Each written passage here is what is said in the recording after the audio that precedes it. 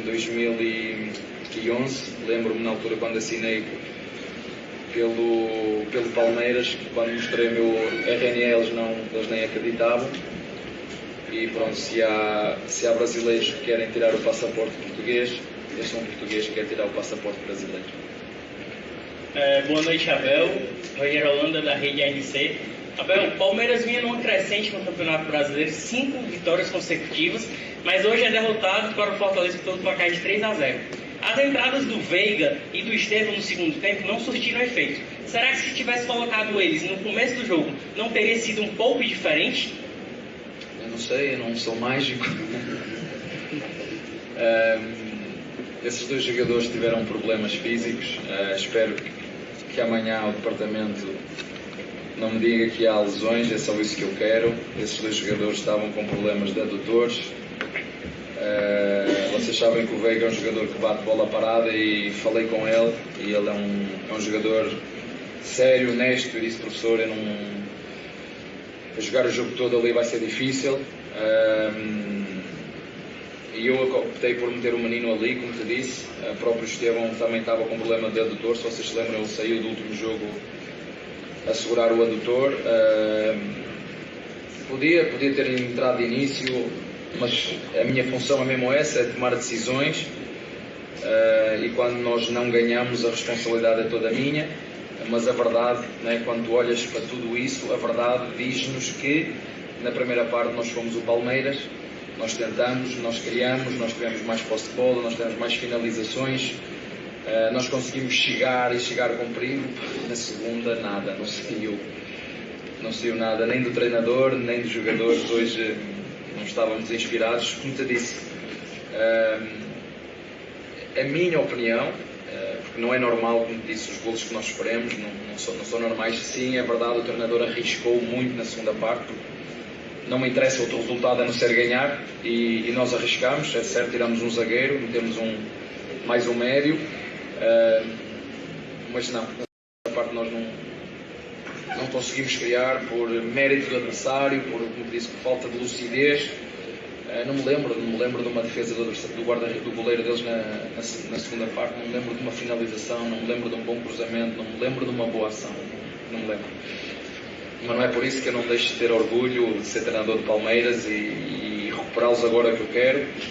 Eu não sou treinador de xingar os jogadores, sou treinador de corrigir aquilo que temos que corrigir, e é fácil de perceber como é que nós vamos corrigir o primeiro golo, é fácil de perceber como é que nós vamos corrigir o segundo. Mas, como te disse, senti sinceramente, porque, como já disse, o campeonato brasileiro é duro para todos, não é só para o Palmeiras, para todos, e vir aqui jogar sempre foi duro, mas achei o nosso adversário mais fresco, mais fluido, com uma energia que nós não conseguimos acompanhar. Abel, Pedro Pinheiro da Band, prazer falar com você. Você e o Vojvoda hoje são os treinadores mais longevos do país. Eu queria saber a sua opinião sobre o trabalho do Vojvoda, o que você acompanhou até agora. Olha, eu acho um excelente treinador, e quanto melhores treinadores nós tivermos aqui no Brasil, melhor para todos. São sempre adversários que nos obrigam também a nós a ser melhores. Acho que de uma dimensão diferente. Fortaleza tem uma estrutura e um presidente que me parece que sabem muito bem aquilo que querem. Se vocês se lembram, não é normal um presidente aguentar um treinador como foi o ano passado, há 2 anos, que teve quase o ano inteiro para descer de divisão. Muito bem, já ouvimos aí o Abel. Se voltar o áudio, a gente volta ali pro Abel. Agora, Calçade, pode ser que eu volte para ele, tá? De novo, tá? Já tá preparado aí, né? Vamos lá. O Abel falou... Aí, voltou, tá vendo? Não querem deixar o Calçade falar. Não querem deixar o Calçade falar. Impressionante esse Abel, hein? Vamos lá. Vamos ouvir o Abel. Eu só estou onde estou porque ganhei. Eu estou onde estou, não é porque sou bonito, ou sou filho de presidente, ou o meu agente é o melhor do mundo, não. Cheguei onde cheguei com trabalho, com dedicação. Estou onde estou com trabalho, com dedicação. Estou no Palmeiras porque ganho títulos juntamente com os meus jogadores. E isto está no livro. Quando não ganharmos títulos, quando houver um ano que nós não, quase que era o ano passado, quase, nós não ganhávamos. Aliás, nós ganhámos o ano passado. O ano passado ganhámos 2. Isto está escrito no livro. Quando não ganhar títulos, a Presidente não precisa de me empurrar. Eu saio pelo meu pé, porque eu, para estar 9 horas de avião longe da minha família, a minha segunda família, dos meus pais. Cada vez que lá vou, eu sei o quanto sofro. Portanto, se não tiver aqui por uma razão forte e sentir essa motivação nos olhos dos meus jogadores e da nossa direção, eu não estou aqui a fazer nada. Mas, como disse, eu acho que, sobretudo, e aqui no Brasil, vocês sabem o quão duro é, os treinadores que se mantêm e os jogadores, é porque têm resultados, senão vão embora como todos os outros. Abel, aqui, prazer estar falando com você, Luiz Eduardo, da Rádio Mar Azul. Hoje, se o Palmeiras... Os jornalistas aqui são todos simpáticos, vocês têm que ir para lá, têm que levar daqui 4 ou 5 lá para baixo. Os jornalistas lá são agressivos, são duros. Obrigado. Vê se leva aí 4 ou 5 lá para baixo. Queria acrescentar aqui, para mim, você é o maior técnico da história do Palmeiras. Hoje, inclusive, se o Palmeiras vencesse o Fortaleza, seria líder do Campeonato Brasileiro, nos resultados paralelos. Queria saber, com a derrota de hoje, como esse resultado vai interferir no derby da próxima segunda-feira no Allianz Parque. Olha, as derrotas fazem parte, eu já vos disse isso, o resultado toma conta dele, e quando entro para um jogo não sei qual vai ser o resultado. Eu sei que quero ganhar, mas não sei qual vai ser o resultado. Nem me preocupo muito com isso, preocupo-me mais em preparar a minha equipa, em estar preparado para ajudar os meus jogadores. Hoje não tive essa capacidade de ajudar os meus jogadores. De facto não os consegui ajudar como se calhar eles mereciam. Mas o mais importante agora, como te disse, é fazer esta viagem e recuperar os nossos jogadores. O campeonato brasileiro é duro, castiga no sentido das deslocações, do desgaste físico, do desgaste mental, e cada jogo é um jogo. Agora, o que me importa agora é rapidamente chegarmos a São Paulo, recuperar os nossos jogadores, para estar segunda-feira prontos para a nossa casa, com a nossa torcida, esperar que os nossos jogadores façam aquilo que é a nota normal da nossa equipa. Eu não estava à espera de ver um 10 aqui, mas também não estava à espera de ver um 4, estava à espera de ver um 7, mas nem um 7 conseguimos mostrar hoje aqui. E como te disse, a responsabilidade é minha, o primeiro a errar fui eu,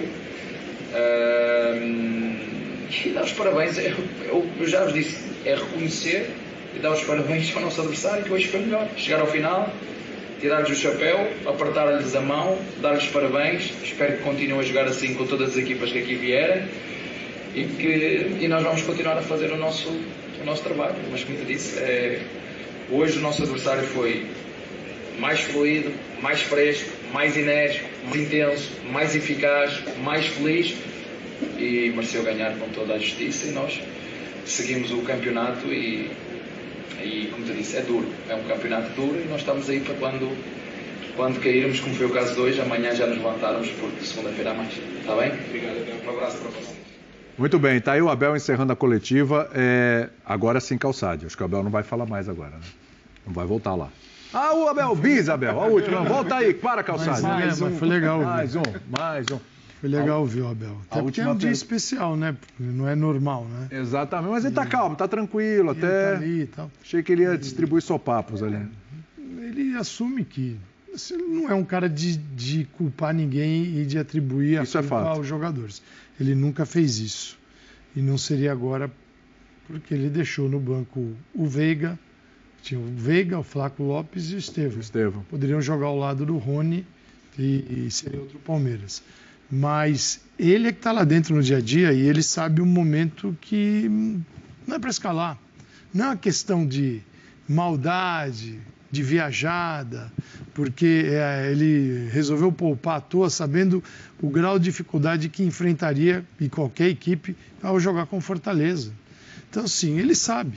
Não é daqui, sentado aqui, que a gente vai dizer quem é que deve e quem é que não deve jogar e qual é o motivo. Ele sabe isso muito bem. Só que ele acreditou num formato que realmente não deu certo. Ele já jogou com formatos esquisitos e ganhou a maioria dos jogos. Então, quando você vê um time todo diferente, mexido, montado pelo Abel, você espera, porque geralmente é uma formação confiável. Mas o formato tinha lógica, você não acha? Hoje não foi. Só que tinha um detalhe, Bené. Quem é que faz gol nesse time aqui, normalmente, escalado? Caio Paulista, Não. Gabriel Menino, Não. Piquerez, o Mike, eventualmente, Zé Rafael, Aníbal Moreno. Digo, gol daquele cara que... não um gol de escanteio, tal, de jogador, caras que têm facilidade de entrar na área e marcar. Sim, não tinha esse jogador, só tinha o Rony. Ele acreditou no formato que ele imaginou. Eu vou poupar os jogadores e vou travar o Fortaleza. Então ele tinha Marcos Rocha, o Naves, Murilo, Mike, Piquerez, Zé Rafael, Aníbal Moreno, Menino, Caio Paulista, Rony. Mas não funcionou e... Mas em tese você concorda que o time deveria estar mais bem protegido do que... Esteve, né? Perfeito. Uma teoria pré-jogo. E no segundo tempo abriu mais, né? E aí entra um fator complicador, que é o adversário, né? O adversário complica a vida. O gol no começo do segundo tempo, antes de qualquer adaptação prática à mudança. Aí derruba tudo. Aí o Birner já colocou também a parte mental, né? O Palmeiras mentalmente não se recuperou do segundo gol sofrido ali. Depois do segundo gol, ficou mais vulnerável a tomar o terceiro do que a voltar pro jogo. E mesmo com a entrada desse jogador, entrada de Veiga, entrada de... O Palmeiras não conseguiu melhorar. O gol do Bruno Pacheco, acho que fala... Assim, é o gol que o Palmeiras não tem o hábito de tomar. O próprio Abel falou isso, né? Acho que o gol do Lucero diz mais, porque na coletiva ele cita que na primeira bola que o Fortaleza chega na nossa área, eles marcam. O Fortaleza cansa de fazer isso. Sim. A temporada inteira, aliás, mais de uma temporada. O Lucero é o jogador que... Quando é titular, porque o Vojvoda já fez algumas adaptações, né, quando o Lucero não está. O Thiago Galhardo perdeu espaço no início da temporada, teve a questão lá no jogo contra o Sport, ele pediu para sair, foi para o Goiás. Voltou o Renato Kaiser, que é um cara para jogar ali de referência, mas muitas vezes ele tem usado o Pedro Rocha como falso 9. É o único cara que joga ali por dentro que faz esse trabalho diagonal, né, de sair do meio para jogar nas pontas. O Lucero é o cara do centro da área. Muitas vezes ele faz essas diagonais curtas, mas não é para a linha de fundo. Então ele vai atacar o espaço por dentro, como ele fez no gol. Não é uma novidade. Então o Fortaleza, ele fez isso, inclusive, algumas vezes no jogo. A tentativa do Vojvoda era... Talvez o Vojvoda tenha pensado o jogo com o Rafael Veiga como titular. Sim. Então quando ele pegou a escalação, dá uma facilitada, porque o Palmeiras naturalmente vai jogar pelos lados, a bola vai passar pouco por dentro, vou colocar o Hércules um pouco mais à frente, que é um cara que tem capacidade de construção por dentro, para fazer esse corredor central. E usou o Lucero justamente nesse espaço.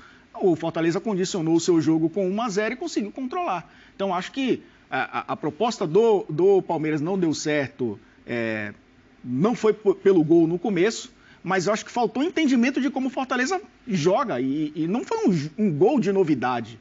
Pega os gols do Fortaleza aí, pode ser o Lucero, pode ser o Pedro Rocha, até faz poucos gols, mas o Pochettino, né? Mas o Pikachu por dentro também. Então acho que o Vojvoda entendeu muito bem ali naquela 1 hora que ele teve de receber a escalação do Palmeiras e começar o jogo, e conseguiu logo nos primeiros minutos, fazer o seu jogo. E aí condicionou a partida. Praticamente ia resolver. Agora, toda vez que pergunta para o treinador sobre o jogo, assim, não, jogo a jogo, calma, pensando nesse jogo, depois a gente pensa no outro jogo, no outro clássico.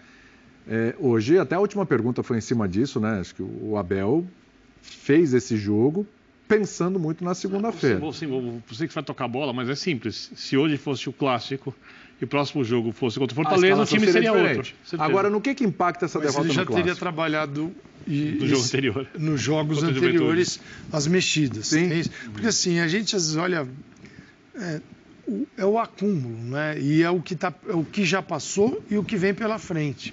Então o treinador, quando ele abre a planilha dele, tem um monte de jogos. Ele não está só olhando para aquele dia. Fala, não, nesse jogo aqui eu preciso ter um time... O meu time principal é nesse jogo aqui. Clássicos são super respeitados.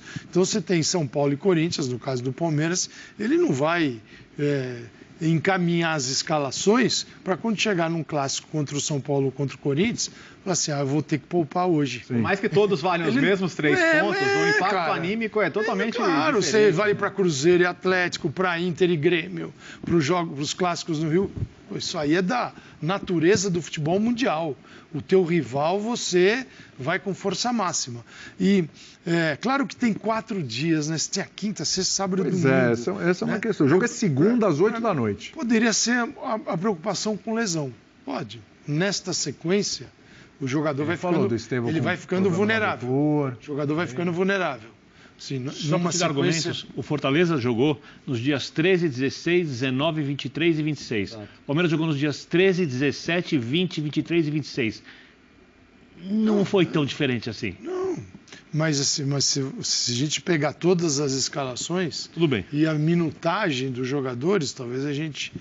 Agora você tem que parar e olhar. A gente chegue a outra conclusão. Mas o time, ele tem razão. O Fortaleza teve uma competição a mais no ano, né? Então acho que no acúmulo... E jogou quando o Palmeiras estava folgando, que foi na data FIFA dos amistosos. O jogo do Palmeiras é um jogo físico, né? E ele sempre fala isso, né? Sim. Então, é um jogo de imposição física. Você pode se impor pela força, você pode se impor pela intensidade, as duas coisas, a velocidade. O Palmeiras tem tudo, velocidade, tem força, tem a intensidade do jogo para recuperar bolas. E no jogo que isso baixa um pouquinho, acontece isso aqui. É até isso aí, internamente, ele deve usar até como exemplo. Não são muitos, né, no caso da trajetória dele de quase 4 anos no comando do Palmeiras, não é um time acostumado a essas pancadas. Então essas pancadas servem também para dizer, olha, lembra aquele jogo, baixamos aqui, ali, aquilo que normalmente fazemos, entramos pelo cano. Mas o Fortaleza foi perfeito, cara. O Voivoda... Sim, a gente teve um encontro aí dos dois grandes trabalhos, né? Os dois mais longevos da Série A. Né? E bons, né? A diferença deles é de 5 meses. E tem que ser bom mesmo, porque nenhum trabalho... O trabalho mais ou menos aqui já não dura. Imagina o trabalho ruim. Então tem que ser ótimo para durar esse tempo todo. Vamos dar uma olhadinha na classificação do Campeonato Brasileiro? Essa informação embaixo é importante. Abel e Rony fora do jogo contra o Corinthians. Todos os pendurados entraram em campo, foram titulares, né? O Gabriel Menino apresentar pendurado, depois foi substituído e tal. Sobrou para o Aníbal e para o Rony. Essa é a classificação. Por que eu chamei a atenção da classificação do Campeonato Brasileiro? Tinha um torcedor do Bahia hoje na redação que estava enlouquecido. Enlouquecido, vocês viram, né? Com razão. Né? Por que o Bahia não está em primeiro? Calma, critério de desempate, isso aí. Né? Tem mesmo tentou explicar isso a ele, mas não entendeu. E o torcedor ficou enlouquecido. Não, está em primeiro. Tá bom, está em primeiro. A co-liderança, 24 pontos. O Botafogo venceu o Bragantino. Então, a rodada também foi muito boa para o Botafogo, que chegou ali aos 23 pontos, fica a 1 ponto da liderança. Palmeiras, 23. Rodada ótima para o Cruzeiro também. O Cruzeiro também venceu o seu jogo. Então, vai para 20 pontos. O Atlético Paranaense, em queda livre, né? Depois de 3 empates, a derrota. Já são 4 jogos sem vitória. Perdeu seu treinador, 19 pontos. Bragantino, 18. O Internacional ficou nos 17, o Atlético que venceu o Inter colou nos 17 e o Fortaleza também tem 17, viu, meu amigo? Calma, torcedor do Fortaleza, o Fortaleza tem 17 pontos, né? Você tem mais 16 pontos. 17 pontos. Pronto. Agora sim, então o torcedor do Fortaleza vai ficar triste com a gente. E o Cruzeiro tem um jogo a menos, né? E o Cruzeiro tem um jogo a menos, é bom lembrar. É bom destacar dessa turma aí, né? Mas quem tem jogos a menos, a parte baixa. O Juventude também tem jogos a menos e ele tem 16 pontos. Excelente vitória contra o Flamengo. O Juventude no meio de semana passado ganha do Vasco, agora ganha do Flamengo.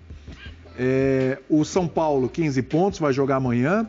Criciúma, 12 pontos. O Cuiabá, 12. Cuiabá, apesar O Criciúma tem 3 jogos a menos que os times 3 jogos a menos. Se ele ganhar os 3 jogos, ele vai a 21 pontos. O Vasco tem 10 pontos. Deu uma estancada ali. Essa regra de 3 é facinho. Sim. O Vasco tem 10 pontos. Atlético Goianiense, 10. Acabou ficando no empate com o Grêmio. E aí a zona do rebaixamento. Que agora tem o Vitória, com 9 pontos. O Corinthians, que empatou 9 pontos, também mais um empate. Lembrando, o Corinthians só uma vitória em 12 jogos. Né? Grêmio, 7 pontos, conseguiu um pontinho contra o Atlético Goianiense. Foi buscar lá com o Renato, né? Com o Reinaldo, desculpa. E o Fluminense, 6 pontos, também joga amanhã o Fluminense. Também só tem uma vitória no campeonato, justamente contra o Vasco. 6 rodadas de diferença entre o primeiro e o último. Impressionante. São 18 pontos de diferença. Já é bastante entre o Flamengo e o Fluminense. Já Flamengo é bastante e Bahia, coisa. né? E o Bahia, né? Depois a gente fala do Flamengo, agora vamos falar do Bahia.